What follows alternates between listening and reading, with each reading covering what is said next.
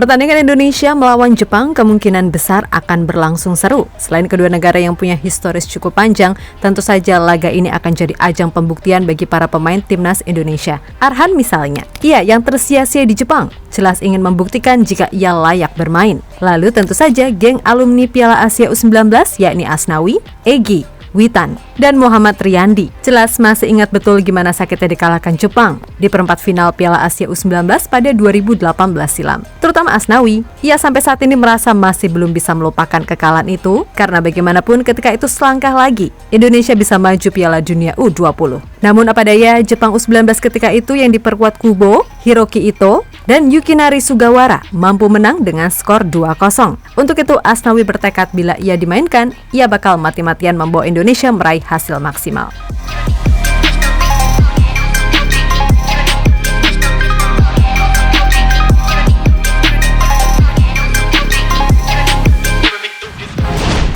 Duel Indonesia versus Jepang, selain akan menyajikan pertandingan yang seru, juga akan menjadi ajang reuni buat beberapa pemain. Tentu saja, kita tahu kalau Indonesia merupakan skuad dengan rata-rata usia termuda di Piala Asia kali ini, di mana Coach Shin membawa banyak pemain muda dengan pengalaman membela tim junior. Nah, di antara nama-nama pemain muda yang ada di timnas Indonesia saat ini, ada Asnawi Mangku Alam, Witan Sulaiman, Egy Maulana Fikri, dan Muhammad Riyandi yang pernah berhadapan dengan Jepang di perempat final Piala Asia U19 pada 2018 silam.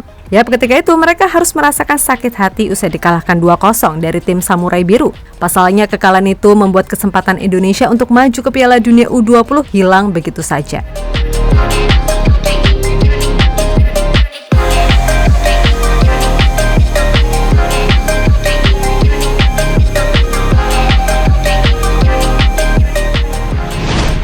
Yap, dalam kekalahan ini Asnawi dan Witan bermain sejak menit pertama dan tidak digantikan hingga laga bubar oleh pelatih Indra Syafri.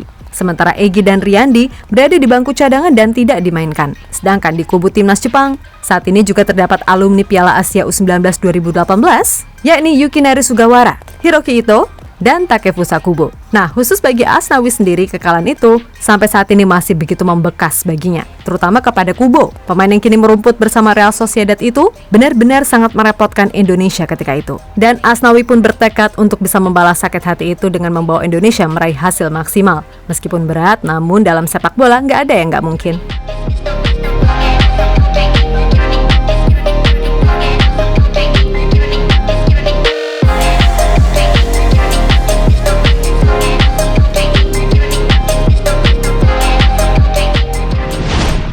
Sementara itu, bek kanan Jepang, Yukinari Sugawara sendiri mengaku cukup frustasi dengan hasil yang didapat Jepang di dua laga awal. Terlebih, pemain AS Alkmaar itu merasa penampilannya masih belum maksimal dan masih kerap melakukan kesalahan. Sehingga di laga Indonesia, ia berharap kalau dirinya dan rekan setim yang lain bisa melampiaskan segalanya di laga versus Indonesia. Saya paling tahu bahwa saya belum bisa tampil maksimal dalam laga pertama dan dua laga terakhir. Saya benar-benar kesal pada diri sendiri karena melakukan penampilan itu. Saya pikir saya tidak boleh seperti itu lagi. Untuk itu, kami harus lebih baik untuk menunjukkan di lapangan. Jadi menurutku, kami hanya perlu melakukan yang terbaik di laga melawan Indonesia. Itu yang saya pikirkan. Ucap pemain 23 tahun itu, dilansir dari media Jepang Soccer King.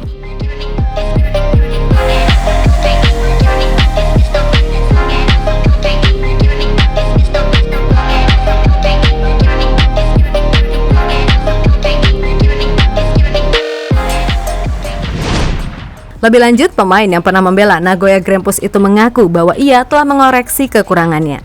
Untuk itu, setelah mengetahui kekurangannya, Sugawara bertekad bisa lebih baik lagi ke depannya. Oleh karena itu, ia bertekad memperbaiki kekurangannya dan mengatakan bahwa saat melawan timnas Indonesia, ia harus lebih bisa agresif lagi.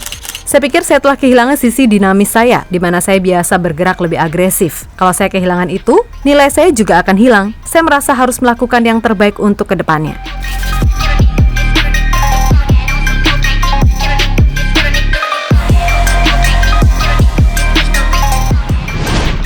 Di sisi lain, meskipun skuad Indonesia tak semewah Jepang, namun kita nggak perlu berkecil hati, karena bagaimanapun Indonesia dilatih Coach Shin. Yap, meskipun sering dianggap sepele oleh banyak netizen dan pengamat kocak, akan tetapi nama Coach Shin ini beneran punya reputasi mentereng khususnya di kawasan Asia. Dan soal melawan Jepang, jelas ia sudah berpengalaman. Terlebih Koshin sendiri pernah menghancurkan Jepang saat masih menangani Korea Selatan pada tahun 2017 silam. Ketika itu, Korsel berhasil mengajar Jepang 4-1 di final Piala Asia Timur atau IAFF 2017, di mana kekalahan itu menjadi kekalahan terburuk yang dialami Jepang atas rivalnya. Setelah terakhir Jepang dihabisi Korea Selatan pada tahun 1954 dengan skor 5-1. Jelas kemenangan itu akan dijadikan Koshin modal sebagai penyemangat tim. Kendati ia sadar betul kalau skuad yang ditangani sekarang levelnya bak langit dan ujung palung Mariana. Tapi nggak apa-apa, setidaknya Indonesia menunjukkan jika dengan skuad mudanya, tim Garuda bisa bersaing dan mematahkan prediksi bakal diobok-obok di Piala Asia. Untuk itu, selamat berjuang,